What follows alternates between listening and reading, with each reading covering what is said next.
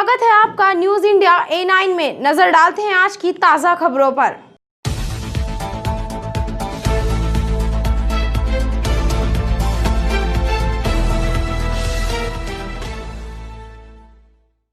नगर निगम द्वारा ओवरब्रिज के नीचे हॉकर्स जोन बनाया जा रहा है, जिसमें विभिन्न दुकानें संचालित होगी।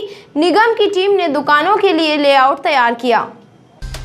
खंडवा में ओवरब्रिज के नीचे हॉकर्स जोन के निर्माण के लिए तैयारियां अंतिम चरण में चल रही हैं। गौरतलब है कि कुछ दिन पूर्व इंदिरा चौक, सिनेमा चौक सहित अन्य क्षेत्रों के ठेला व्यापारियों को हटाया गया था। इसके पश्चात व्यवसायियों को स्थान आवंटित किया जाना था ताकि वे अपना व्यवसाय संचालन कर सके। नगर निगम द्वारा व्यवसायियों को दुकानें दी जाएंगी। बुधवार को हॉकर्स जोन में नगर निगम की टीम ने दुकानों के लिए लेआउट डाला। इस मौके पर उपायुक्त दिनेश मिश्रा, इंजीनियर वर्षा सिंह घोड़े और बाजार विभाग प्रभारी अशोक तारे सहित अन्य कर्मचारी उपस्थित रहे। ये यहाँ पे क्या दुकानों को लेकर क्या शहर में जो व्यस्त जगह जो हैं, जैसे कि इंदिरा चौक है और आपका ददीची पार्क है, ये जहाँ से अतिक्रमण वालों को अभी हटाया था और ये छोटे छोटे काम कर रहे हैं लोग। कोई फल बेच रहा है, कोई कचौरी या इस तरह का जो ठेले लगा रहे हैं, तो ख़ास तौर से उनको और ददीची पार्क को जो मुक्त करने का जो हम लोगों ने जो तय किया था पहले से, और पहले से ही कलेक्टर उसमें लगातार बोल रहे हैं कि उसको वहाँ से हटाना है ताकि पार्किंग की व्यवस्था शहर की वहाँ पर हो जाए। उसको लेकर के ये जो ग्राउंड तैयार किया गया है और यहाँ पर अब जितने भी ठेले वाले जो फल फ्रूट और जो अनावश्यक रूप से बस स्टैंड के सामने, ददीजी पार्क में और इंदिरा चौक पे जो अभी बेच रहे हैं, ऐसे लोगों को वहाँ से शिफ्ट करके यहाँ पर लगभग 150 लोगों को यहाँ शिफ्ट किया जाएगा। और उसमें जो है फल और चाट की जो दुकानें हैं ददीजी पार्क में, वो और इंदिरा चौक की कुछ दुकानें जो रेगुलर अभी लग रही हैं, चाट कचौरी और इस तरह का जो बेचते हैं, उनको सबको यहाँ शिफ्ट करने का नगर निगम द्वारा एक हॉकर्स कॉर्नर डेवलप किया जा रहा है। कई जगह शहर में ऐसे स्थान हैं जहाँ पे यातायात में बड़ी समस्या उत्पन्न होती है, तो इस जगह पे हर ठेले वालों और फूड वालों ऐसे स्थलों को चिन्हित करके उनको यहाँ पे स्थानांतरित किया जाएगा। और यहाँ लगभग हम लोगों के द्वारा 140 के आसपास गुमटियाँ या ठेलों वालों को विस्थापित किया जाएगा। वन्य विभाग द्वारा वन्य प्राणी संरक्षण सप्ताह मनाया जा रहा है। स्कूली विद्यार्थियों ने वॉल पेंटिंग के माध्यम से वन्य प्राणी संरक्षण का संदेश दिया। वन विभाग द्वारा वन्य प्राणी संरक्षण सप्ताह मनाया जा रहा है, जिसके तहत विभिन्न जागरूकता कार्यक्रम आयोजित किए जा रहे हैं। बुधवार को बाघ सखा चित्रकला प्रतियोगिता आयोजित की गई। इस प्रतियोगिता में विभिन्न स्कूलों के विद्यार्थियों ने वॉल पेंटिंग के माध्यम से पर्यावरण संरक्षण का संदेश। ये क्या कार्यक्रम है और कितने बच्चों ने यहाँ पार्टिसिपेट किया है? ये वन्य प्राणी संरक्षण सप्ताह के अंतर्गत 3 इवेंट्स करवाना था। इसमें एक कविता पाठ और बाघ सखा चित्रकला प्रतियोगिता एवं मिट्टी की मूर्ति जो वाइल्ड एनिमल होता है उसकी। तो इसके अंतर्गत आज अपने वन्य प्राणी संरक्षण सप्ताह के अंतर्गत यहाँ पे बाघ सखा चित्रकला प्रतियोगिता का आयोजन किया गया है, जिसमें विभिन्न स्कूल के 7 से 8 बच्चों ने पार्टिसिपेट किया है। और उनके जो द्वारा जो चित्र बनाए जाते हैं, वन्य प्राणी के चित्र बनाए जा रहे हैं, उनके माध्यम से अपने पर्यावरण और वन्य प्राणी की सुरक्षा के संबंध में अपने आमजन को जागरूक करने के उद्देश्य इन चित्रों का बनाया जा रहा है। यहाँ पे मैं वन परिक्षेत्र अधिकारी खंडवा विजय सिंह चौहान। प्रतिभागी विद्यार्थियों ने वॉल पेंटिंग के माध्यम से विलुप्ति की कगार पर पहुंच चुके वन्य जीवों के संरक्षण का संदेश दिया। नमस्कार, मेरा नाम सिद्धिका फूलमाली है और हम यहाँ आज फॉरेस्ट रेंज ऑफिस में वन्य प्राणी संरक्षण सप्ताह के बाघ ड्राइंग कंपटीशन में प्रतियोगिता में आए हुए हैं। हम यहाँ अपनी चित्रकला के द्वारा इन वॉलों पर हम अपनी चित्रकला के द्वारा एक मैसेज देना चाहते हैं, ताकि जो जानवर धीरे धीरे ख़त्म होते जा रहे हैं उनको बचाने के लिए हमको क्या क्या करना चाहिए और क्या क्या नहीं, ताकि हम दूसरे लोगों को भी एक प्रेरणा दे सके, ताकि वह भी उन सब चीज़ों का यूज़ नहीं करे। क्या नाम आपका? सिद्धिका फूलमाली। ग्राम बोरगांव बुजुर्ग में पटवारी व कृषि अधिकारी ने फसल प्रयोग किया। फसल प्रयोग के पश्चात सोयाबीन उपज की मात्रा का आकलन किया जाएगा। ग्राम बोरगांव बुजुर्ग में ग्राम पटवारी नैन सिंह चौहान व ग्रामीण कृषि विस्तार अधिकारी दिनेश निगवाले ने खेतों में पहुंचकर फसल प्रयोग किया। फसल प्रयोग के दौरान अधिकारियों ने खेत में पकी हुई सोयाबीन की खड़ी फसल में 5 मीटर लंबा व 5 मीटर चौड़ा टेप काटकर उतने सोयाबीन पौधों की कटाई कर उपज को निकाली गई सोयाबीन उपज की मात्रा के आधार पर क्षेत्र में सोयाबीन उत्पादन की मात्रा का आकलन किया जाएगा। आज ग्राम बोरगांव बुजुर्ग में ग्रामीण कृषि विस्तार अधिकारी के साथ संयुक्त रूप से शासन की योजना अंतर्गत मध्य प्रदेश में नई राष्ट्रीय कृषि बीमा योजना न्यादर्श पद्धति के अंतर्गत सोयाबीन के 5 बाय 5 वर्ग मीटर ऐसे 25 वर्ग मीटर के 2 फसल प्रयोग किए गए, जिससे इसकी 5 बाय 5 वर्ग मीटर में उपज सोयाबीन की निकाली गई और इससे यह तय किया जाएगा कि प्रति हेक्टर पैदावार कितनी होगी।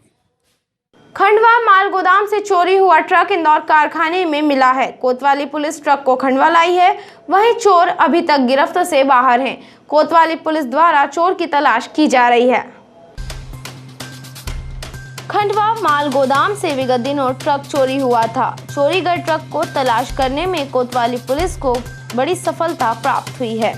चोरी का ट्रक इंदौर में मिला है और ट्रक को इंदौर के कारखाने में काटा जा रहा था। कारखाने के मालिक का कहना है कि उसने कारखाना किराए पर दे रखा है और उसे इस तरह की गतिविधि की कोई भी जानकारी नहीं है।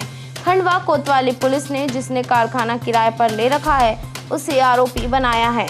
चोर अभी तक गिरफ्त से बाहर हैं, वहीं पुलिस द्वारा चोर की तलाश भी की जा रही है। कोतवाली पुलिस ट्रक को खंडवा ले आई है। आजाद अध्यापक शिक्षक संघ खंडवा ने कलेक्टर को ज्ञापन सौंपा। शिक्षक स्वर्गीय प्रेमलाल बोरियाले के परिवार को सहायता राशि व अनुकंपा नियुक्ति की मांग की है। विगत दिनों कंटेनमेंट क्षेत्र में ड्यूटी करने के दौरान कोरोना संक्रमित होने के पश्चात शिक्षक प्रेमलाल बोरियाले की दुखद मृत्यु हो गई थी, जिससे संपूर्ण शिक्षा विभाग में दुख है। बुधवार को आजाद अध्यापक शिक्षक संघ खंडवा ने कलेक्टर को ज्ञापन सौंपा। संघ की मांग है कि प्रेमलाल बोरियाले के परिवार को 50 लाख रुपए की सहायता राशि प्रदान की जाए। इसके साथ ही उनके परिवार के एक सदस्य को उनके स्थान पर अनुकंपा नियुक्ति भी दी जाए।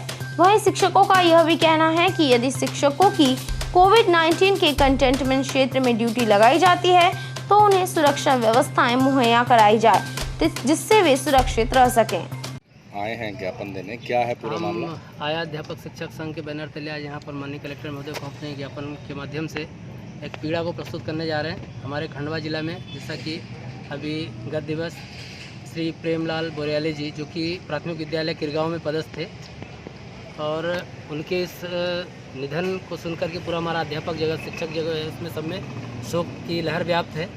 हम सिर्फ माननीय महोदय से ये कहना चाहते हैं कि जिस प्रकार से सभी समस्त शासकीय कर्मचारी संगठन हैं और कोरोना योद्धा उनको श्रेणी दी गई है, उसी के तारतम्य में इनके परिवार को भी 50 लाख की राशि और इनके परिवार से किसी एक सदस्य को अनुकंपा नियुक्ति प्रदान की जाए। ये बहुत ही दुखजनक, चिंताजनक है। और एक और निवेदन करना चाह रहा था कि जिस प्रकार से ड्यूटियाँ शिक्षकों की लगा रहे हैं, उन कर्मचारियों की लगा रहे हैं, हम तो अपने तन मन धन से ड्यूटी करते ही हैं दूरस्थ अंचल में, लेकिन हमें कुछ सुरक्षा मुहैया की जाए, पीपीई किट दी जाए और हमारी ड्यूटी को रोटेशन सिस्टम में लगाई जाए। हमें 50-50 किलोमीटर दूर भेज दिया जाता है, अन्य ब्लॉक में ड्यूटी लगाई जाती है। 3 बार हम ज्ञापन दे चुके हैं, कंटेनमेंट क्षेत्र में बदल देते हैं। हम चाहते हैं हमारी ब्लॉक में ड्यूटी लगे और हमें सुरक्षा मुहैया की जाए, नहीं तो आने वाले समय में इस प्रकार से घटनाएं घटती रहेंगी। बस यही हमारा निवेदन माननीय कलेक्टर महोदय से, इसी तरह से आज मिलना चाह रहे हैं, अपनी बात को रखना चाह रहे हैं। परिचय? मैं शिवनाथ प्रसाद मिश्र, जिला अध्यक्ष आजाद अध्यापक शिक्षक संघ जिला खंडवा। बोरगांव बुजुर्ग में इंदौर एदलाबाद 4 लेन निर्माण के दौरान किसानों की भूमि अधिग्रहित की गई है। अधिग्रहित किसानों को भूमि की मुआवजा राशि बैंक खातों के माध्यम से दी जाएगी, जिसके लिए पटवारी दस्तावेज एकत्र कर रहे हैं। इंदौर एदलाबाद 4 लेन निर्माण में किसानों की भूमि अधिग्रहित की गई है, जिसके एवज में बोरगांव बुजुर्ग व भमराड़ी के किसानों को भूमि व परिसंपत्ति की मुआवजा राशि दी जानी है। किसानों के खातों में भुगतान की प्रक्रिया भी शुरू हो चुकी है। मंगलवार को ऐसे कृषक जिनकी पावती में 4 से अधिक नाम दर्ज हैं, उन्हें पटवारी द्वारा समझाइश दी गई कि कोई भी 2 या 3 लोगों के नाम से बैंक खाता खुलवा ले, अन्य लोगों से सहमति पत्र लेकर खाता नंबर दे, ताकि अधिग्रहित भूमि की मुआवजा राशि उस बैंक खाते में जमा कराई जा सके। प्रक्रिया के तहत पटवारी किसानों से दस्तावेज एकत्रित कर रहे हैं। ग्राम बोरगांव बुजुर्ग में और भमराड़ी में इंदौर इलाहाबाद 4 लेन रोड निर्माण में जिन कृषकों की भूमि अधिग्रहित की जा रही है, उनमें 30 कृषक ऐसे शेष है जिसमें 4 से अधिक खातेदारों के भूमि में नाम दर्ज है। उनके बैंक में अकाउंट नहीं खुले हैं, तो उन्हें यह सलाह दी जा रही है कि 2 या 3 कृषकों के बैंक में अकाउंट खुलवा लीजिए। वह शेष खातेदार अपनी लिखित में सहमति प्रदान करें, जिससे बैंक में अकाउंट खुल जाएंगे और जो मुआवजा राशि है उनके अकाउंट में डाली जा सकती है। खंडवा यातायात पुलिस ने चालानी कार्यवाही की। इस दौरान बिना नंबर प्लेट व बिना सीट बेल्ट 4 व्हीलर वाहन चालकों से जुर्माना वसूला। मंगलवार देर रात्रि खंडवा यातायात पुलिस ने बस स्टैंड पर 4 व्हीलर गाड़ियों पर चालानी कार्यवाही की। कार्यवाही के दौरान बिना नंबर प्लेट व बिना सीट बेल्ट वाहन चालकों से जुर्माना वसूला गया। इस दौरान करीब 20 से अधिक वाहनों से जुर्माना वसूला गया। जी भी, आज जो 4 व्हीलर पर कार्रवाई की गई है, आज श्रीमान उप पुलिस अधीक्षक यातायात महोदय के आदेश से यातायात पुलिस द्वारा बस स्टैंड पर चेकिंग की गई है, जिसमें 4 व्हीलर 4 पहिया वाहन जो बिना सीट बेल्ट से बिना नंबर की गाड़ी चलाते हुए नियमों का उल्लंघन करते हुए पाए गए, उनके ऊपर चालानी कार्रवाई की गई है। कितने वाहन? करीब 20 वाहनों पर चालानी कार्रवाई की गई, जिसमें सीट बेल्ट और नंबर प्लेट के उल्लंघन पर कार्रवाई की गई है। आगे इस प्रकार कार्रवाई जारी रहेगी? आगे इस प्रकार की कार्रवाई कंटिन्यू रहेगी। 2 वर्ष पूर्व ग्राम भोजाखेड़ी से एक युवक व युवती लापता हुए थे। छैगांव माखन थाना प्रभारी ने इंदौर से दोनों को पकड़ा है। वहीं युवक पर नाबालिग युवती को भगाने का प्रकरण पंजीबद्ध भी किया गया है। 5 जुलाई 2018 को छैगांव माखन पुलिस थाना क्षेत्र के ग्राम भोजाखेड़ी से 16 वर्षीय युवती घर से बिना बताए लापता हो गई थी।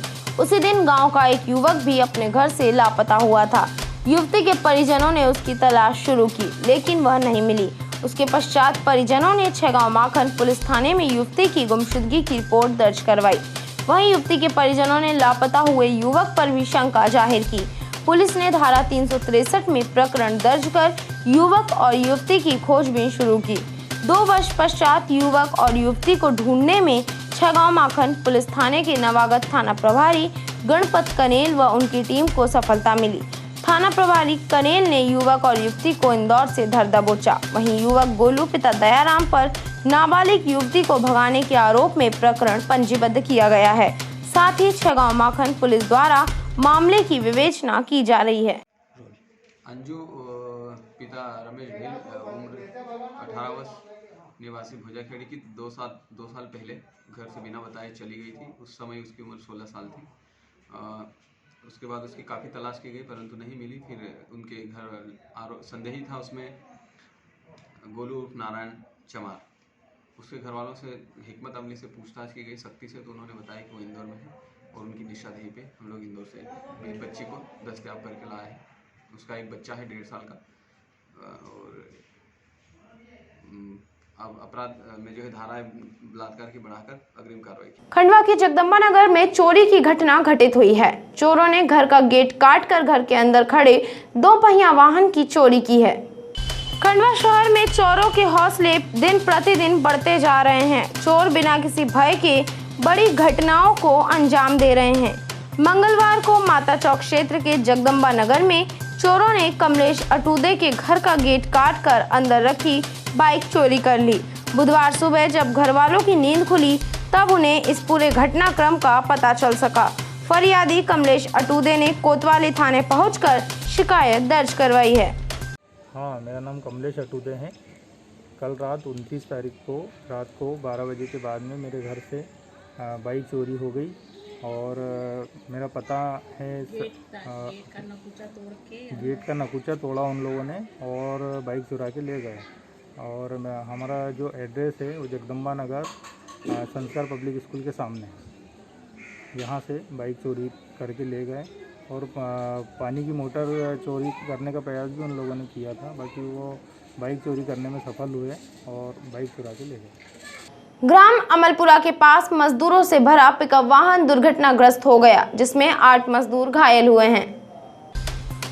हरसुद रोड पर अमलपुरा के पास मजदूरों से भरा पिकअप वाहन पलट गया। हादसे के दौरान करीब 8 मजदूर घायल हुए हैं। जानकारी के मुताबिक सभी घायल मजदूर बिहार राज्य के बताए जा रहे हैं। घायलों को प्राथमिक उपचार के लिए खंडवा जिला चिकित्सालय में भर्ती किया गया। मुख्यमंत्री शिवराज सिंह चौहान ने गुर्जर समाज के हित में देव नारायण बोर्ड का गठन किया है। पूरे प्रदेश के गुर्जर समाज में हर्ष है। गुर्जर समाज के हित के लिए देव नारायण बोर्ड का गठन किया गया है। मुख्यमंत्री शिवराज सिंह चौहान ने गुर्जर समाज की मांग को लेकर यह सौगात दी है। जल्द ही बोर्ड की रूपरेखा बनाई जाएगी। मुख्यमंत्री शिवराज सिंह चौहान ने गुर्जर समाज के जनप्रतिनिधियों को 100 करोड़ रुपए देने की बात भी कही है।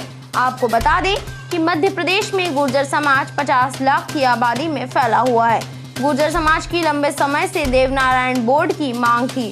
गुर्जर समाज के संगठन ने कई बार देव नारायण बोर्ड के गठन के लिए सरकार को प्रस्ताव रखा था। कुछ दिन पूर्व अखिल भारतीय देव सेना के राष्ट्रीय सलाहकार दिल्ली के नेपाल सिंह कसाना एवं राष्ट्रीय अध्यक्ष देव सेना रघुवीर सिंह पटेल, भीम सिंह गुर्जर, अमर बिरला एवं मिलन गुर्जर और उनकी टीम ने मुख्यमंत्री से मिलकर चर्चा भी की थी। इसके बाद सरकार देव नारायण बोर्ड का गठन करने जा रही है। मध्य प्रदेश के गुर्जरों के लिए सरकार ने यह तोहफा दिया है। इसके साथ ही गुर्जर बाहुल्य क्षेत्रों में बधाइयों का दौर भी जारी है, जिसमें खंडवा, खरगोन, बुरहानपुर, देवास, खातेगांव, हरदा, भिंड, मुरैना, ग्वालियर सभी जिले के गुर्जर समाज के लोगों ने अखिल भारतीय गुर्जर देव सेना संगठन का आभार माना है।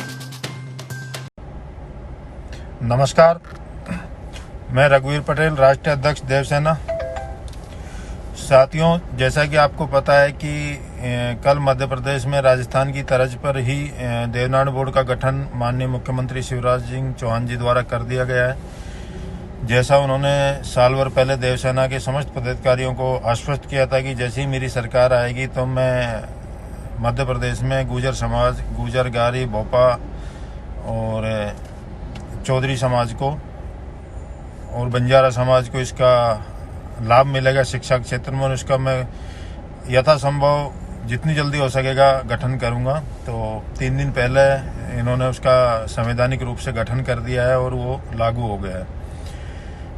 मैं देवसेना परिवार की तरफ से राष्ट्रीय अध्यक्ष देवसेना रघुवीर पटेल आदरणीय शिवराज सिंह चौहान को बहुत बहुत धन्यवाद देता हूं कि उन्होंने इन पिछड़े हुए समाजों को मुख्य धारा में लाने के लिए, उनके बच्चों के लिए ये नेक कदम उठाया। समस्त मध्य प्रदेश गुर्जर समाज आदरणीय शिवराज सिंह चौहान और समस्त कैबिनेट का आभारी है। उनको बहुत बहुत धन्यवाद। मित्रों, राम राम, जय भगवान देवनारायण की। आपको पता है 29/9/2020 कल मध्य प्रदेश मंत्रिमंडल और मुख्यमंत्री महोदय के द्वारा हमारी मांग भगवान देवनारायण के बोर्ड के गठन के संबंध में थी, जो 9 जून 2020 को हमारे द्वारा उन्हें ज्ञापन सौंप कर की गई थी और उनके द्वारा सह स्वीकार किया गया था। और आज उसे मंत्रिमंडल ने स्वीकृति प्रदान कर दी। विधिवत से गुर्जर समाज के लिए भगवान देवनारायण का बोर्ड गठित कर दिया गया है। आप सभी को इसकी मैं बहुत बहुत बधाई देता हूं, हार्दिक स्वागत करता हूं। आपको यह बोर्ड आने वाली पीढ़ी के लिए, आप हम सभी के लिए बहुत महत्वपूर्ण होगा। शिवराज सिंह जी चौहान हमारे यशस्वी मुख्यमंत्री और उनके पूरे मंत्रिमंडल को मैं हृदय से आभार व्यक्त करता हूं। शहर में अवैध अतिक्रमण बढ़ता ही जा रहा है। इंदिरा चौक क्षेत्र में विशाल मेगा मार्ट से रहवासियों का सामान्य जीवन असामान्य हो गया है। मॉल में पार्किंग व्यवस्था भी नहीं है, जिसके कारण सड़क तक बेतरतीब वाहन खड़े होते हैं। खंडवा शहर में जिस तरह से अवैध निर्माण बढ़ते जा रहे हैं, इसकी वजह से आए दिन ट्रैफिक की समस्या बढ़ती जा रही है, लेकिन इस और प्रशासन ध्यान नहीं दे रहा है और ना ही किसी भी प्रकार की इन पर कार्यवाही की जा रही है। इनके हौसले इतने बुलंद हो चुके हैं कि बीच चौराहे पर अपनी मनमर्जी के मुताबिक अपनी इमारतों को बनाते जा रहे हैं, जिसकी वजह से हादसे भी लगातार बढ़ते जा रहे हैं। नगर निगम के तय मापदंडों के अनुसार निर्माण नहीं किया जा रहा है, अपितु उसके उलट इन अवैध निर्माणों का काम धड़ल्ले से चल रहा है। शहर के व्यस्ततम चौराहे इंदिरा चौक पर विशाल मेगा मार्ट मॉल बनाया गया है, लेकिन इस मॉल के निर्माण से रहवासी परेशानियों का सामना कर रहे हैं। मॉल मालिक ने अवैध रूप से सड़क तक अतिक्रमण फैला रखा है। इसके साथ ही पार्किंग की भी कोई व्यवस्था नहीं है, जिससे रोड पर ही मॉल में आने वाले लोग वाहन खड़े करते हैं। मॉल मालिक की मनमानी का खामियाजा रहवासियों को भुगतना पड़ रहा है। वहीं कोरोना महामारी के बीच किसी भी तरह के सुरक्षा नियमों का पालन नहीं किया जा रहा है। इस तरह की लापरवाहियां कितनी भारी पड़ सकती है, इसका अंदाजा सभी लगा सकते हैं। सोचने वाली बातें हैं, नगर निगम इस तरह के निर्माण कार्य के लिए परमिशन कैसे दे सकता है, जिससे सामान्य जनजीवन भी अस्त व्यस्त हो जाए। देखा जाए तो विशाल मेगा मार्ट की बिल्डिंग पूरी तरह से अवैध निर्माण के दायरे में आती है। नगर निगम भी इस और ध्यान नहीं देना चाहता है, वहीं प्रशासन भी कार्यवाही करने से डरता है। इन सभी विषयों पर गौर करने से लगता है कि बिल्डिंग निर्माण में राजनीतिक हस्तक्षेप है, जिसके चलते प्रशासन व निगम कार्यवाही करने से बच रहा है। जी सर, बताइए, शहर में इंदिरा चौक पर विशाल मेगा मार्ट जो बना हुआ है उसमें अवैध पार्किंग है। विशाल मेगा मार्ट नगर निगम से और टाउन एंड कंट्री प्लानिंग से अनुमति लेके बना था, लेकिन उसको बनने के बाद तक तो अभी कंप्लीशन सर्टिफिकेट जारी नहीं किया गया है। और दूसरा, आपके पेपर के माध्यम से और कुछ व्हाट्सएप के माध्यम से ऐसी जानकारी प्राप्त हुई थी कि वहाँ शायद पार्किंग के पर्याप्त प्रावधान नहीं है। तो कार्यपालिक मंत्री को इस बारे में निर्देशित कर दिया गया वो पूरी फाइल का अध्ययन करके, और अगर उन्होंने कोई अनियमित निर्माण किया है या पार्किंग के स्थल को कम किया है तो उनके विरुद्ध निश्चित रूप से कार्रवाई की जाएगी। सर, और भी उसमें बेसमेंट को लेकर, सेफ्टी टैंक को लेकर भी कहीं अनियमितता पाई जा रही है। जैसा कि आपको बताया मैंने कि कार्यपालिक मंत्री सभी एस्पेक्ट, सभी पहलुओं की जांच करेंगे और समुचित कार्रवाई करेंगे इसमें। क्या आप अपने प्रतिष्ठान को ऊंचाई पर ले जाना चाहते हैं? क्या आप अपने ब्रांच को नंबर 1 ब्रांड बनाना चाहते हैं?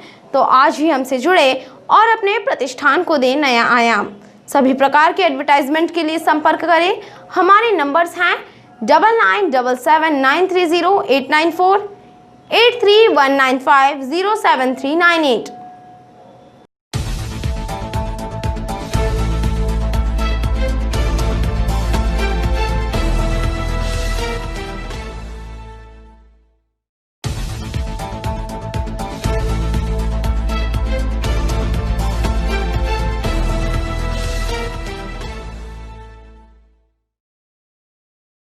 नमस्कार, स्वागत है आपका न्यूज़ इंडिया A9 में और आप देख रहे हैं हमारा खास कार्यक्रम हल्ला बोल। हल्ला बोल में हमारे साथ खास मेहमान मौजूद है जो कि कांग्रेस से हमारे बीच छात्र राजनीति से NSUI के पूर्व जिला उपाध्यक्ष, कांग्रेस के पूर्व लोकसभा महासचिव और वर्तमान में यूथ कांग्रेस के जिला अध्यक्ष, साथ ही कान्यकुब्ज ब्राह्मण समाज के युवा जिला उपाध्यक्ष अंकित पाठक हमारे बीच मौजूद है जो कि युवाओं में काफ़ी अच्छी पकड़ रखते हैं। वहीं बीजेपी से राजपाल सिंह चौहान जी जो कि पूर्व जनपद अध्यक्ष रह चुके हैं। आपका बेहद स्वागत है हमारे कार्यक्रम में। राजपाल सिंह जी, सबसे पहला सवाल ये पूछना चाहूँगा कि जिस तरह से आज प्रदेश में बीजेपी है, वहीं बीमा राशि को लेकर किसान बार बार अपनी समस्या जाहिर कर रहे हैं, इसको लेकर क्या सरकार की रणनीति है या किस तरह से समस्या को दूर करने का उपाय किया जा रहा है? भारतीय जनता पार्टी की सरकार और माननीय शिवराज जी के नेतृत्व में हमने जो किसानों के साथ वादे किए हैं, वो वादे पर भारतीय जनता पार्टी पूरे तरीके से खरे उतरेगी। जो अभी बीमा राशि के लेकर जो समस्या उत्पन्न हुई है, बहुत सारे क्षेत्रों में हमारी बीमा राशि का आवंटन हो चुका है। शेष जो जगह बची है वहां पर भी हमारा सर्वे चल रहा है और जिन जो भी इसका लाभार्थी रहेगा, हम तत्काल प्रभाव से उसको लाभ पहुंचाने का काम करेंगे।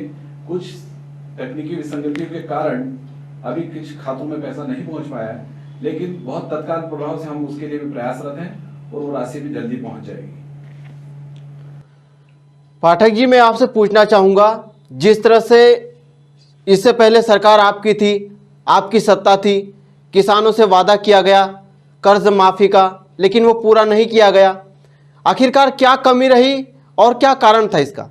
नहीं, देखिए, ये मुझे ये बताइए, कौन कहता है कि हमने कर्ज माफ़ी नहीं की? 15 महीने की सरकार में आदरणीय कमलनाथ जी जब मुख्यमंत्री थे, उन्होंने कुर्सी और सत्ता संभालते साथ ही किसानों का कर्जा माफ करने का कार्य किया। 3 चरणों में कर्जा माफ हुआ, पहला चरण, द्वितीय चरण, तृतीय चरण। पहले चरण और द्वितीय चरण में हमने 26 लाख किसानों का कर्जा माफ किया। और ये हम नहीं कहते हैं कि हमने 26 लाख किसानों का कर्जा माफ हुआ।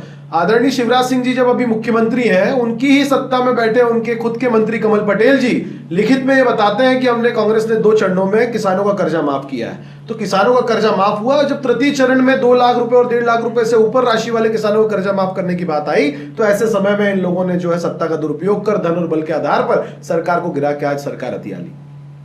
राजपाल सिंह, जिस तरह से नारायण पटेल आपकी पार्टी में आए, नारायण पटेल कहते हैं कि कांग्रेस मुझे विकास करने से रोक रही थी, या जो मैं चाह रहा था वो पार्टी नहीं करने दे रही थी।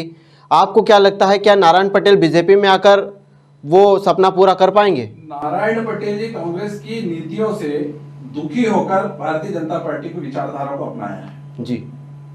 10 नवंबर 1918 को कांग्रेस का वचन पत्र जारी हुआ था। उसके तत्काल बाद 19 नवंबर 2018 को हमारा संकल्प पत्र जारी हुआ। अब आप खुद समझते हैं कि संकल्प पत्र और वचन पत्र में बहुत अंतर होता है।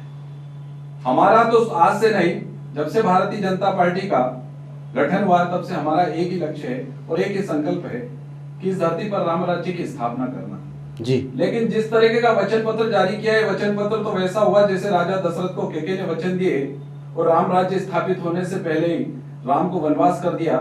ऐसे ही कांग्रेस की सरकार ने 15 महीनों में जनता के साथ छलावा करा और ऐसे वचन दिए जिससे जिस तरह राम को वनवास हुआ, ऐसे मध्य प्रदेश की जनता को भी वनवास कर दिया। नारायण पटेल जी आज हमारे साथ में हैं और आज से कुछ समय पूर्व वो कांग्रेस से विधायक हुआ करते थे। 3-4 बार वो इनकी सरकार मध्य प्रदेश में 1 साल 3 महीने 2 दिन रही है। आप देखिए, हर बार नारायण पटेल जी कमलनाथ जी की चौखट पर जाकर झोली फैलाकर भीख मांगते थे कि साहब पुनासा को नगर पंचायत बना दीजिए, बूंदी को तहसील का दर्जा दे दीजिए, किल्लोद बहुत दूर होता है उसको तहसील का दर्जा दे दीजिए, हजारों करोड़ों लोगों की आस्था के प्रतीक संत सिंगाजी महाराज के समाधि स्थल को पर्यटन स्थल घोषित कर दीजिए। केवल और केवल नारायण पटेल जी के साथ छलावा हुआ है और नारायण पटेल जी ने इस बात को देखा कि ये भारतीय जनता पार्टी की सरकार, भारतीय जनता पार्टी के नेता हैं जो जनता को कहते हैं वो करते हैं। इसलिए नारायण पटेल जी ने कांग्रेस को तिलांजलि देकर भारतीय जनता पार्टी के राष्ट्रीय देशीय विचारधारा को। पाठक जी, मैं आपसे सवाल पूछना चाहूंगा अंकित जी कि मानधाता विधानसभा क्षेत्र में होने वाले उपचुनाव के लिए कांग्रेस ने एक युवा कांग्रेस के मानधाता विधानसभा क्षेत्र में अध्यक्ष जो कि 40 वर्षीय उत्तमपाल सिंह पुत्र नारायण सिंह पुरनी को अपना प्रत्याशी घोषित किया, जबकि भाजपा द्वारा कांग्रेस से इस्तीफा देने वाले पूर्व विधायक नारायण पटेल को अपना प्रत्याशी बनाया गया। आपको क्या लगता है इस बार क्षेत्र को लेकर क्या मुद्दे रहेंगे या किस तरह की वो रणनीति बनाएंगे? देखिए, चूंकि एक युवा चेहरा है और जो पिछले 10 सालों से सतत विधानसभा मानधाता में युवाओं में एक अपनी अच्छी पैठ बना चुका है, जिस व्यक्ति ने 20,000 युवाओं को सदस्यता करके अपने पार्टी से और अपने खुद से अपने आप से जोड़ा हो, उस व्यक्ति की जमीन कितनी मजबूत होगी ये हम और आप बहुत बेहतर तरीके से समझते हैं। आज उनके पिता जो है 15 साल के जो है विधायक रहे हैं, उनकी भी एक वरिष्ठों में और जनमानस में अपनी एक छवि है जिसका लाभ निश्चित ही उत्तमपाल सिंह जी को मिलने वाला है। रही बात विकास कार्यों की, जो रोड मैप पे हम काम करने वाले हैं, तो निश्चित ही हमने जो कहा था कि हम संकल्प और वचन जो आदरणीय महोदय ने कहा, हम उसमें बिल्कुल बहुत अंतर देखते हैं। जो वचन हमने लिया था वो वचन पे हम खरे उतरे हैं, चाहे बिजली बिल हाफ हो, किसानों का कर्जा माफ हो, किसानों को अच्छी फसल अच्छी गुणवत्ता के लिए यूरिया और पोटाश की पूर्ति करवाना हो, ऐसे तमाम मामले हमने जमीन पर पूरे किए। और आने वाले मानदाता के उपचुनाव में भी हम रोजगार को लेकर के, युवाओं को लेकर के, किसानों को लेकर के और वहां के विकास को लेकर के हम इस बार चुनाव में उतरेंगे। और ये चुनाव निश्चित ही आप मान के चलिए कि कांग्रेस और भाजपा का चुनाव नहीं होगा, ये चुनाव गद्दारों का और जनता के बीच का चुनाव होगा। राजपाल सिंह जी क्या कहना चाहेंगे? कांग्रेस में आज भी वंशवाद की राजनीति खत्म नहीं हुई।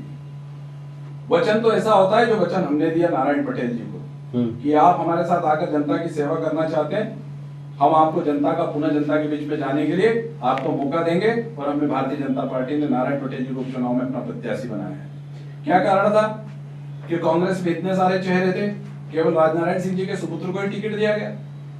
नारायण सिंह तोमर थे, आपके और भी दूसरे बहुत सारे से प्रत्याशी थे जो कांग्रेस के लंबे समय से सेवाएं करते आ रहे हैं, लेकिन उनको कांग्रेस ने दरकिनार करते हुए फिर वंशवाद की राजनीति को बढ़ावा देने का काम किया। इसी को आगे बढ़ाते एक सवाल आपसे करना चाहूंगा कि सांसद आपके नंद कुमार सिंह चौहान और उपचुनाव में मानदाता विधानसभा के प्रत्याशी नारायण पटेल पट्टे की जमीन बांटने के लिए भी गए थे। इसी दौरान स्थानीय लोगों ने जमीन के आवंटन को लेकर सरकार पर सवाल उठा दिए। लोगों ने कहा कि जो लोग यहाँ कई वर्षों से रह रहे हैं उनका नाम पट्टे में लिस्ट में नहीं है, जबकि जो लोग कुछ दिन पहले यहाँ कर बसे हैं उनका नाम लिस्ट में और उन्हें जमीन आवंटन की गई। आखिरकार ये पक्षपात क्यों नजर आ रहा है? नहीं, भारतीय जनता पार्टी का हमेशा से लक्ष्य रहा है सर को कोठी, तन को लंगोटी और पेट को रोटी, और वही भारतीय जनता पार्टी का काम रहा है। कोई भी ऐसा जो व्यक्ति है जिसकी बहुत सारा आवश्यकता है, उस आवश्यकताओं की पूर्ति करना भारतीय जनता पार्टी का संकल्प है और हम ऐसे व्यक्तियों को भी लाभान्वित करेंगे, कोई भी इससे अछूता नहीं रहेगा। पाठक जी, मैं आपसे पूछना चाहूंगा, नारायण पटेल कहते हैं कि कुत्ते भौंकते हैं, भौंकने दो, हाथी चलता है, चलने दो। आज मैं आपसे पूछना चाहूंगा कि क्या हाथी दल को छोड़ता है? हाथी तो कभी दल को छोड़ता नहीं, तो यहाँ पर कुत्ता शब्द किसके लिए इस्तेमाल किया जा रहा है?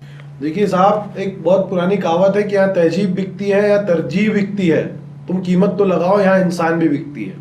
कहने का मतलब यह है कि सत्ता का दुरुपयोग करके, सत्ता को हथियार करके और ये कह करके कि मैं विकास कार्यों के लिए कांग्रेस को छोड़ करके बीजेपी में जा रहा हूं। आप मुझे बताइए, ये 15 महीने में कभी नहीं हुआ। सरकार बनने के पहले किसी विधायक ने ये नहीं कहा कि मैं विकास कार्यों के लिए कांग्रेस छोड़ के बीजेपी में जाना चाहता हूं। और आपने जो सवाल मुझसे पूछा है, मैं आपको निश्चित इस बात से बताना चाहता हूं कि नारायण पटेल जी ने जितना काम 15 महीने की सरकार रहते किया, उतना ही कार्य पूरे मध्य प्रदेश के सारे विधानसभाओं के विधायकों ने किया।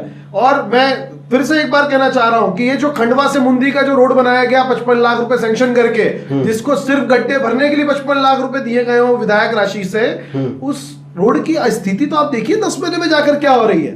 कौन कहता है विकास नहीं किया? हमने मानदाता क्षेत्र में काम किया, हमने ओमकारेश्वर में काम किया। माननीय कमलनाथ जी ने होम सर्किट बनाया पूरे मध्य प्रदेश में, जिसका रास्ता उज्जैन होते हुए, ओमकारेश्वर होते हुए हमारे संत सिंगा जी महाराज की तरफ जा रहा था, जिसमें हमने करोड़ों रुपए। राजपाल जी सारा काम कांग्रेस पार्टी ने करवा दिया, तो आपकी पार्टी क्या कह रही है? आपकी पार्टी किस बात का डंका पीटेगी? आप भी माननीय पाठक जी इस चीज को स्वीकार कर रहे हैं कि 55 लाख रुपए की राशि गड्ढे भरने को दिए। अब 55 लाख रुपए की राशि किसी विधायक के खाते में तो डाली नहीं गई होगी, दी तो गई होगी प्रशासन के माध्यम से, प्रशासनिक अधिकारियों के माध्यम से। तो या तो प्रशासनिक अधिकारियों ने भ्रष्टाचार किया है, या ऊपरी लेवल पे माननीय कमलनाथ जी के मंत्रालय में या माननीय कमलनाथ जी के नेतृत्व में भ्रष्टाचार हुआ है। और अगर विकास हुआ होता तो क्या कारण था विकास दिख नहीं रहा धरातल पे? कागजों पे विकास नहीं होता, धरातल पे विकास होता है। हमारी योजनाएं देख लीजिए आप। मैं क्षेत्र को लेकर आपसे सवाल पूछना चाहूंगा। नारायण पटेल जब कांग्रेस में थे तब तो युवाओं को वहां पर रोजगार नहीं मिल पाया, लेकिन अब बीजेपी में आ गए तो क्या वाकई में रोजगार मिल पाएगा वहां पे? भारतीय जनता पार्टी का संकल्प युवाओं के प्रति बिल्कुल प्रतिबद्ध संकल्प रहा है। भारतीय जनता पार्टी ने हमेशा से काम किया है। आप उदाहरण उठा के देख लीजिए, आज खंडवा बिजली के मामले में पावर हब बनकर बैठा हुआ है। आप देखिए, हर समय हर किसान के खेत तक पानी पहुंच रहा। इंजरवाड़ा योजना वो देख लीजिए आप, जावर उद्वन सिंचाई योजना देख लीजिए आप, कोदवार पामाखेड़ी सिंचाई योजना देख लीजिए आप, या छेगांव मखन उद्वन सिंचाई योजना देखिए। जब खेत किसान के खेत में पानी पहुंचेगा तो वहां का युवा, वहां का किसान खुशहाल होगा, उसमें आर्थिक समृद्धि आएगी। ये भारतीय जनता पार्टी का संकल्प है। अंकित पाठक जी, क्षेत्र को लेकर क्या अहम मुद्दे आपकी पार्टी द्वारा सामने लाए जा रहे हैं? देखिए, चूंकि मानदाता और नेपा नगर में चुनाव होने हैं और मानदाता एक ऐसा क्षेत्र है जहां पर ये माना जाता है कि वहां पर हमारे राजपूत बाहुल्य और गुर्जर बाहुल्य लोग हैं और किसानी क्षेत्र है एक तरह से, पूरी तरह से, जो कि किसान प्रभावित क्षेत्र है जहां पर किसानों का एक अपना दबदबा है। ऐसी स्थिति में आप मुझे, हम लोग जो मुद्दे लेकर के सड़कों पर आएंगे वो तो मैं आपको बताना ही चाहूंगा, लेकिन ये कौन सी वजह है कि वहां चुनाव है और किसानों को बीमा राशि नहीं बट पा रही है। 2 रुपए, 4 रुपए, 6 रुपए, 8 रुपए बटा है, किलो ब्लॉक में तो किसानों को पैसा तक नहीं आया। तो आपकी पार्टी राहुल गांधी ने भी तो मंच से कहा था 10 दिन में कर्जा माफ करने का, वो भी तो मंच से कहा था कि हम 10 दिन के अंदर कर्जा माफ करेंगे और मुझे इस बात पर बहुत घमंड आता है कि मैं उस पार्टी का लीडर हूं, उस पार्टी का नेता हूं, उस पार्टी का युवा हूं जिसमें कमलनाथ जी जैसे मुख्यमंत्री बने तो उन्होंने सबसे पहले मंत्रालय में बैठ करके 2 घंटे के अंदर किसानों की कर्जा माफी। राजपाल सिंह जी अपनी पार्टी पे घमंड करते हैं, इनको गर्व है कि भैया इनका वचन पत्र आपने भी देखा, मैंने भी देखा, इनका था एक, इन्होंने बोला था जन आयोग की घोषणा करेंगे, जन आयोग बनाएंगे, हम न्यायमूर्ति की तरफ जन आयोग की घोषणा करेंगे। दूसरा था कर्जा माफ। आप मीडिया नहीं छापा, तो भारतीय जनता पार्टी का नेता मीडिया में जाके प्रिंट करने से रहा, क्यों जनता चिल्ला रही कि कर्जा माफ नहीं हुआ, और क्यों 3 चरणों में आपके मुख्यमंत्री जी ने, आपके राष्ट्रीय अध्यक्ष राहुल गांधी जी ने घोषणा की थी जैसे ही कमलनाथ जी मुख्यमंत्री बने 10 दिन में सारा कर्जा माफ हो जाएगा, लेकिन फिर उसको चरणबद्ध तरीके से क्यों? और मैं तो बोला चरणबद्ध तरीके से भी किसी का नहीं हुआ, सिर्फ चेहरे देखकर वो कर्जा, कांग्रेसियों के कर्जे माफ हुए। अभी भी बहुत सारे किसान हैं जो आर्थिक रूप से, जो रेगुलर किसान थे, जो नियमित रूप से अपनी सेवा साख समितियों में अपना आज करते थे। बीमा राशि को लेकर भी आपके पार्टी पे सवाल खड़े किए जा रहे हैं, जिसमें कहा जा रहा है कि भैया जिस क्षेत्र में चुनाव है वहां के किसानों का कर्जा माफ किया गया और जहां नहीं है वहां पे कर्जा माफ नहीं हुआ। तो मैं अभी तत्काल प्रभाव से 19,000 किसानों की पीडीएफ फाइल उपलब्ध करा सकता हूं, जिसमें मानदाता नहीं, बंधाना, खंडवा सभी क्षेत्रों के किसानों के नाम बीमा राशि में है।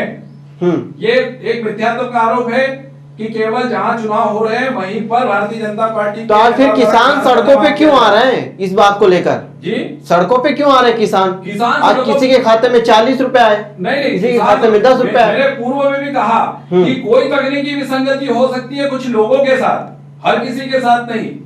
किसानों का यह कहना है कि जब बीमा राशि जमा करते हैं तब तकनीकी समस्या नहीं आती, लेकिन जब सरकार को पैसा देना होता है तब तकनीकी समस्या आ जाती है। नहीं, ये मैं बोल रहा हूँ फिर भी कि इससे पहले भी मैं बात बताऊं, भारतीय जनता पार्टी के सरकार ने बोनस के रूप में पैसा दिया, तब कोई विसंगति नहीं थी, हमने नहीं किया था किसान के साथ।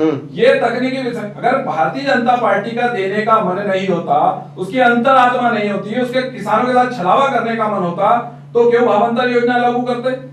हम क्यों किसानों को बोनस देते?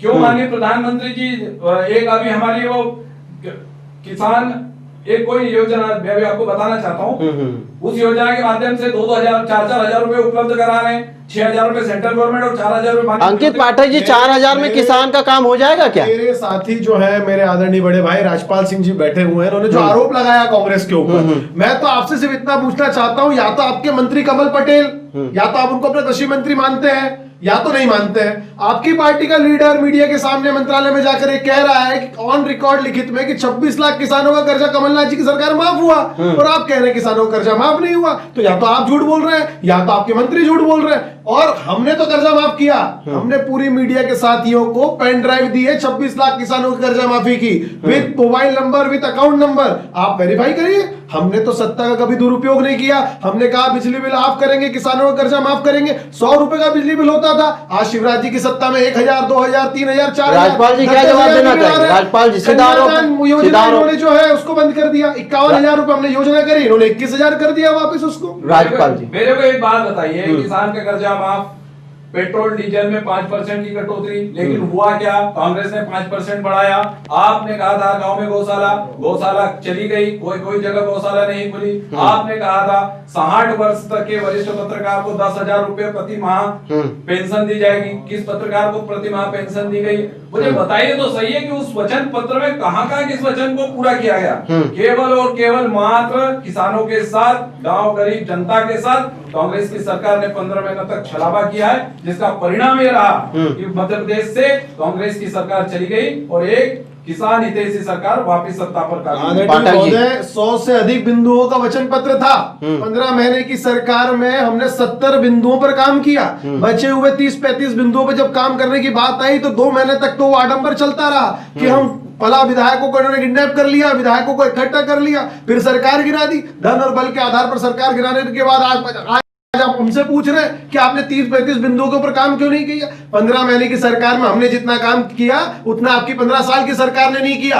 आपकी केंद्र में सरकार, आपकी राज्य में सरकार, आपकी विधानसभा में आपका विधायक, आपके लोकसभा में आपका सांसद, उसके बाद भी खंडवा छूता रहा। आज बताइए खंडवा में क्या है? बाईपास नहीं है, रिंग रोड नहीं है, आप किसी भी तरह देखिए बच्चों को रोजगार नहीं है। राजपाल जी मैं इसी को लेकर आपसे सवाल पूछना चाहूंगा। पिछले कई विगत वर्षों से आपकी सरकार है खंडवा शहर में, लेकिन आज वाकई में बदहाली का जिम्मेदार कौन है? ये तो कांग्रेस पार्टी सीधा आरोप लगा रही है आप पे। माननीय पाठक जी ने एक आरोप लगाया कि हमारे विधायक को अगवा कर लिया गया। क्या कमलनाथ जी की इतनी कमजोर प्रशासनिक व्यवस्था थी कि एक विधायक का अपहरण हो जाए? क्या इतने कमजोर प्रत्याशियों को इन्होंने आपसे सवाल पूछा गया खंडवा शहर को लेकर, आप उसका जवाब दीजिए ना। खंडवा शहर में निश्चित तौर पर जो विकास के काम है वो निरंतर चल रहे हैं। कहाँ दिख रहे हैं? कहाँ दिख रहे हैं? फ्लाईओवर बनाने का काम हमारा 42 करोड़ की लागत से, वो आप निरंतर विकास की प्रगति की ओर है। और कौन अभी हमारा मेडिकल कॉलेज का काम पूर्ण हुआ? माननीय सांसद जी, वो तो कांग्रेस पार्टी कहती है हमने दिया था भाई मेडिकल जी, और माननीय विजय शाह जी ने पथक प्रयासों से खंडवा को मेडिकल कॉलेज की सुविधा दिलाई। इसका श्रेय और कोई लेने की चेष्टा करेगा? पाठक जी आपकी पार्टी कहती है मेडिकल कॉलेज हमने दिया खंडवा शहर को। तो 2009 में आदरणीय अरुण यादव जी जब लोकसभा जीते थे, आप देखिए वो उसका कब सैंक्शन हुआ। पहले तो ये देखिए किसके कार्यकाल में सैंक्शन हुआ। 2009 से 14 के बीच में मेडिकल कॉलेज की स्वीकृति हुई। तो जब स्वीकृति हुई तो किसका सैंक्शन माना जाएगा उसको? जो व्यक्ति यहाँ का स्थानीय सांसद है उसी के सिग्नेचर के बिना तो कुछ होना नहीं है। उसके बाद उन्हीं के कार्यकाल में नर्मदा जल योजना का आवंटन हुआ। नर्मदा जल योजना पे 100 करोड़ रुपया जो है केंद्र सरकार ने दिया, राज्य सरकार ने कुछ पैसा दिया, कुछ नगर निगम ने 10 लाख रुपए दिया, ऐसा करके वो बहुत बड़ी योजना बनी। आज वो कहते हैं ये योजना हमारी थी। चलो भाई मान लिया आपकी थी, तो भी तो धरातल पे अधूरी पड़ी हुई है। अधूरा ग्रोथ सेंटर पड़ा हुआ है, अधूरा आपकी हवाई पट्टी पड़ी हुई है, अधूरे सड़क निर्माण पड़े हुए हैं। इंदौर खंडवा 4 लेन हाईवे राजपाल जी आप भी गिना दीजिए अपनी उपलब्धियां। कांग्रेस पार्टी तो गिना रही है। अगर मैं झूठ बोल रहा हूँ ये सही बात है, लेकिन खंडवा की 2.5 लाख जनता, बताइए आप 6वीं बार भारतीय जनता पार्टी का सांसद चुनकर भेजती है। 4 बार पिछले 25-30 साल से कंटिन्यू भारतीय जनता पार्टी के विधायक हैं। 4 बार से भारतीय जनता पार्टी की परिषद है। क्या ये जनता भी झूठ बोल रही है निर्वाचित करके? पाठक जी मैं आपसे पूछना चाहूंगा और सटीक सवाल पूछना चाहूंगा। इस बार मानधाता चुनाव में कांटे की टक्कर बताई जा रही है। सभी पार्टियां अपने अपने मुद्दे को लेकर आगे बढ़ रही है। युवाओं के रोजगार को लेकर आपके पार्टी के पास क्या ठोस रणनीति है जिससे वहां की बेरोजगारी पर लगाम लगाया जा सके? देखिए सबसे पहला प्रश्न जो आपने हमसे जहां से शुरुआत की हम उसका जवाब देते हैं। पूरे मध्य प्रदेश के उपचुनाव में मीडिया हो, चाहे पर्सनल मैगजीन्स हो या कोई भी न्यूज चैनल का सर्वे हो, हमारी सरकार फिर से बन रही है। 28 में से 26 सीटें आदरणीय कमलनाथ जी लेकर के आ रहे हैं, उसमें मानधाता भी इंक्लूडेड है। और मैं तो ये कहता हूं सर्वे भी नहीं, हम तो 28 के 28 सीटें जीतने वाले हैं। और मानधाता में किसी प्रकार की कोई कांटे की टक्कर नहीं है। कांटे की टक्कर तो वहां होती है जब एक जनता का नेता, एक जनता का सेवक एक दूसरे के आमने सामने लड़ते हैं एक पार्टी से। यहां तो एक गद्दार और एक राजपाल जी ये लड़ रही है चुनाव। राजपाल जी क्या कहना चाहेंगे आप?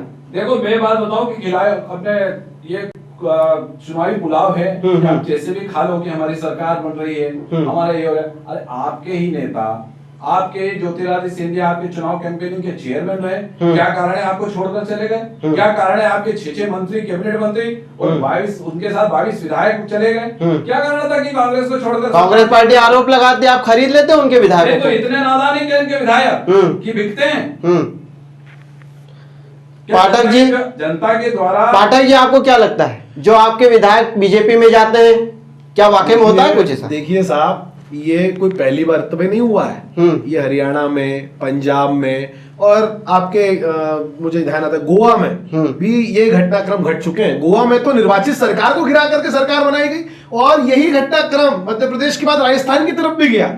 लेकिन हमारी पार्टी के कुछ लीडर जिनको ये पता था, जो आश्वस्त थे कि ये घटनाक्रम होने वाला है, उन्होंने उस चीज को संभाला और आज हम सब एक है राजस्थान में। चूंकि मध्य प्रदेश की आपने बात करी तो आप एक बात बताइए, हमारा कोई विधायक या आपका कोई विधायक बच्चा नहीं है, लेकिन ऐसा कहा जाता है कि माँ की यानी आप सीधे तौर पे तो ये नहीं कह रहे, लेकिन कहीं ना कहीं इनडायरेक्टली आपका यही है कि जो बीजेपी है वो खरीद फरोख्त का काम करती है।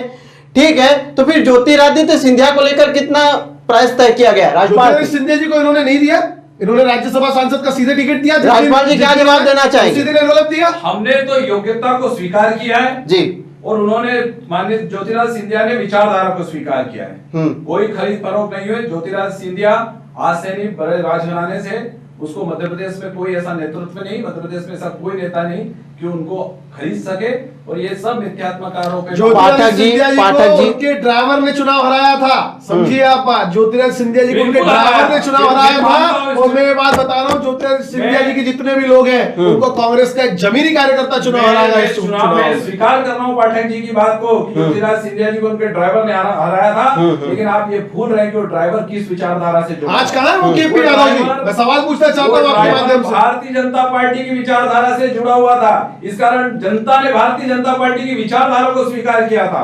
पाठक जी, मैं इसी को लेकर सवाल पूछना चाहूंगा। जिस तरह से बड़े बड़े नेता विधायक जिस तरह से आंतरिक कलह की वजह से पार्टियां छोड़ रही हैं, क्या आपको लगता है कि पार्टी को आत्मचिंतन की जरूरत है या किसी ऐसे लीडरशिप की जरूरत है जिससे कहीं ना कहीं विधायकों को यह समझाया जा सके कि वाकई में जो विकास किया जाएगा वो कांग्रेस पार्टी के द्वारा किया जाएगा? कोई रोड मैप है क्या इसको लेकर? देखिए, ये बहुत बड़ी एक विडंबना है। इस देश के आने वाले भविष्य को बहुत बड़ा एक खतरा है, जहां पर अंबेडकर साहब जैसे जो महान विद्वान हैं, उन्होंने ये संविधान बनाया कि उपचुनाव किस तरह से होंगे। जब कोई जनप्रतिनिधि की हत्या हो जाए या उसकी मृत्यु हो जाए या कोई ऐसी दुर्घटना घटित हो जाए जब वो संसद में या विधेयक में नहीं बैठ पाए, उस स्थिति में उपचुनाव होते हैं। ये तो हम पहली मर्तबा देख रहे हैं। ये संविधान को जो चूर चूर करके विधायकों को खरीद फिरोख्त करके और धन और बल के आधार पर डराकर धमकाकर, तो जिस भी आधार पर इन्होंने सत्ता को हथियाया है, टेम्पररी मुख्यमंत्री बने हैं। मेरा तो आपको मानना है, ये बात आपके माध्यम से, आपके चैनल के माध्यम से निवेदन करना चाहता हूं कि कांग्रेस और भाजपा को बिल्कुल भी कांग्रेस और भाजपा नहीं करना चाहिए। ऊपर बैठे हुए लोगों को एक बात समझना चाहिए कि जनता के द्वारा चुनी हुई सरकार का हम किसी भी तरह से विरोध न करें। अंकित पाठक जी, आपको युवा काफी सराहते हैं, आपकी कार्य प्रणाली भी अलग है, तो युवाओं को लेकर आपके पास कोई ऐसी योजना है जिससे काफी हद तक युवाओं को आगे बढ़ाया जा सके? देखिए, निश्चित ही मैं व्यक्तिगत, अगर मैं अपना रोड मैप की बात करूं, हमारी पार्टी का जो रोड मैप है उस पर तो हम चल ही रहे हैं। हमने बोला है कि हम युवा रोजगारों को प्राप्त करवाएंगे और 4,000 रुपए प्रति माह देंगे, और आगे भी जो हमारे नए वचन आएंगे उसमें हम आपको बताएंगे। लेकिन चूंकि अगर आपने मेरे से सवाल पूछा है, तो निश्चित ही अगर भविष्य में ऐसा कभी मौका आता है तो मेरे पास मेरा रोड मैप तैयार है। जिस दिन हमारी सरकार बनेगी उस दिन यूथ कांग्रेस का अध्यक्ष होने के नाते मेरा रोड मैप खंडवा को लेकर के तैयार है। मैं यहाँ से बताना चाहता हूँ कि खंडवा में जितने भी कॉलेज है, चाहे वो एसएन कॉलेज हो, पीसीजी कॉलेज हो, मेरा तो ये मानना है यहाँ से कॉलेज से जब बच्चा ग्रेजुएशन करके निकले तो पहले वो पीजी करने से पहले एक साक्षात्कार दे। वो वहां पर कंपनियां आए और कंपनियां उनको चयन करके उनकी योग्यता के आधार पर उनको रोजगार मुहैया। राज्यपाल जी, शिक्षा को लेकर आपके क्या नीति है आपके पार्टी के पास? एक बात बताइए, आज से आप देखिए, जब तक माननीय दिग्विजय सिंह जी की सरकार रही, स्कूलों के हालात क्या थे? कितने कितने दूर स्कूल थे। आज हर गांव में हाई स्कूल है। जहाँ हाई स्कूल था उसका उन्नयन करके हमने हायर सेकेंडरी स्कूल बनाए। हमने प्राइमरी स्कूल हर गांव में खोले। हमने शिक्षकों का जो अभाव था उसको पूरा किया है। और रही बात संविधान की हत्या की, तो मैं पाठक जी को इस बात का से बताना चाहता हूं कि भारतीय जनता पार्टी का हर कार्यकर्ता संविधान का मान सम्मान और बिल्कुल अपने जहन में रखकर चलता है। लेकिन कोई भी भारतीय जनता पार्टी का नेता नहीं बिका, जिसके कारण हमको उपचुनाव में जाना पड़ा। ठीक है, खरीद फरोख्त के आरोप लगाते हैं, क्या इनके नेता इतने कमजोर थे कि बिक रहे थे? ठीक है, समय की कमी है। जाते जाते आखिरी सवाल दोनों से लेना चाहूंगा। पाठक जी, आपसे सबसे पहले पूछना चाहूंगा कि इस बार मानधाता में प्रमुख कौन कौन से मुद्दे शामिल है, पार्टी ने किस मुद्दों को प्रमुखता से रखा है? देखिए, पहला मुद्दा तो हमारा यह है कि जनता के वोटों का जो अपमान किया है नारायण पटेल जी ने, उसको लेकर के हम चुनावी मैदान में, पहली चीज। दूसरा, युवाओं को कैसे हम रोजगार उपलब्ध कराएंगे, ये हमारा सबसे बड़ा अहम मुद्दा है। तीसरा हमारा मुद्दा है ओमकारेश्वर पर्यटन केंद्र जो है, साथ ही सिंगाजी पर्यटन केंद्र जो है, इसको जल्द से जल्द सरकार बनने पर इसको हम पर्यटन केंद्र बनाएं। चौथा हमारी बात है जो शिवराज जी घोषणा करके गए, मैं उसके ऊपर बिल्कुल विश्वास नहीं करता हूँ। ऐसी बहुत सी हजारों घोषणाएं पेंडिंग पड़ी हुई है जो आज भी घोषणाएं कहला रही है, चाहे राज्यपाल जी भी हो। जाते जाते आपसे भी यही सवाल करना चाहूंगा, क्या प्रमुख ठोस मुद्दे हैं आपके पार्टी? जो है हमारा मुद्दा है किसानों का कर्ज माफी का, जो कांग्रेस ने 15 महीने में जनता के साथ छलावा किया, धोखे के साथ सरकार बनाई और 15 महीने तक किसानों को जिस तरह से निचोड़ा और कर्जदार बनाया, उस सब से मुक्ति दिलाना। युवाओं के रोजगार की बात है तो भारतीय जनता पार्टी इस पे 2003 से निरंतर विचार करती रही है और भारतीय जनता पार्टी ने रोजगार के बहुत सारे अवसर वहां उपलब्ध कराए। जिन क्षेत्रों जिन लोगों की जमीनें का शासन को गई थी या डूब क्षेत्र में गई थी या कहीं थर्मल पावर में चली गई थी, हाइड्रो पावर में चली गई थी, उन सब लोगों को रोजगार देने का काम भारतीय जनता पार्टी ने किया है और आने वाले समय में भारतीय जनता पार्टी अपने संकल्प पत्र के प्रति ठीक है आपका बेहद धन्यवाद। एक सवाल और पूछना चाहूंगा, आखिरी समय की कमी होने के बावजूद राज्यपाल जी ने जो कहा, आपकी सरकार में मोदी जी जब प्रधानमंत्री बने उन्होंने कहा हम 2 करोड़ रोजगार के अवसर हर साल उपलब्ध कराएंगे। आप रिकॉर्ड उठा के देखिए, हर साल 3 करोड़ 3.5 करोड़ तो बेरोजगार हो रहे हैं जिनको रोजगार प्राप्त है। और ये कोरोना काल में सबसे ज्यादा स्थितियां खराब हुई हैं। आपने कोविड के अंतर्गत कितने लोगों को रोजगार से बचा लिया। पहले तो हम ये बात करें, रोजगार तो आप दे नहीं पा रहे हैं और डेटा भी हमारे जो है ऑनलाइन उपलब्ध है, तो कृपया कर इस बात का भी आप जानकारी दें कि मोदी जी की सरकार में युवाओं को रोजगार करने। राज्यपाल जी, जीडीपी का गिरता क्या कारण है? क्यों जीडीपी माइनस में जा रहा है? आप तो हम आज की तारीख में एक वैश्विक महामारी को झेल रहे हैं, आप सब समझते हैं वैश्विक महामारी, और हमारे प्रधानमंत्री जी ने कहा और विश्व के सभी बड़े नेताओं ने इस बात को स्वीकार किया कि जान है तो जहान है। और रही बात, हमने हर गरीब के तक 3-3 महीने का मुफ्त अनाज उपलब्ध कराया ताकि उसको कहीं भटकना ना पड़े। जिन लोगों को रोजगार गारंटी में 182 रुपए मिलता था, हमने 202 रुपए किया है। और जहां भी जैसी व्यवस्था हुई, भारतीय जनता पार्टी की सरकार माननीय मोदी जी के नेतृत्व में जब निरंतर जनता के लिए काम कर रही है। रहा बेरोजगारी की बात, आप ये उठा के देखिए कि स्किल डेवलपमेंट के मामले में भारत सरकार की कितनी योजनाएं चल रही है जिसके माध्यम से युवाओं को रोजगार उपलब्ध हो रहा है। ठीक है, आपका बेहद धन्यवाद जो आप खास कार्यक्रम में आए। उम्मीद करते हैं अगले मुद्दे पर फिर जल्द मुलाकात होगी, लेकिन जाते जाते एक ही बात कहना चाहेंगे, पार्टी कोई सी भी हो उसे हमेशा किसान के हितों में और युवा रोजगार को लेकर काम करना चाहिए। धन्यवाद।